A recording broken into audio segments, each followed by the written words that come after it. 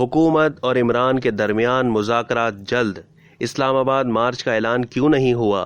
حکومتی قائدین اور سابق وزیر اعظم کے درمیان الیکشن کی تاریخ پر مذاکرات بہت جلد ہونے کا امکان ہے۔ ملتان میں جلسہ عام کے دوران شرکاء کو آخری وقت تک اس بات کا انتظار تھا کہ عوامی رابطہ مہم کے نام سے ہونے والے اس آخری جلسے میں عمران خان اسلام آباد مارچ کے لیے لوگوں کو کال دینے کی تاریخ کا اعلان کریں گے، جس کے لیے انہوں نے ملک بھر میں ان جلسوں کو بنیاد اور جواز بنایا ہے۔ جلسے کے شرکاء پر ہی کیا موقوف حکومت اور دیگر سیاسی حلقوں میں بھی اس بات کا انتظار تھا، لیکن جلسے کے اختتامی مراحل میں انہوں نے اس حوالے سے جواز پیش کرتے ہوئے کہا کہ حتمی تاریخ پرسوں یعنی اتوار کو مل جائے گی۔ تاہم اس کے ساتھ ہی ان کا یہ بھی کہنا تھا کہ 25 اور 29 مئی کے درمیان اسلام آباد مارچ ہوگا۔ گو کہ ان کے مخالفین جہاں اس فیصلے کو عمران خان کا بڑا یو ٹرن قرار دے رہے ہیں، وہیں ان کی جانب سے حتمی تاریخ کا اعلان نہ کیے جانے کو مختلف معنوں اور مفاہیم بھی پہنائے جا رہے ہیں۔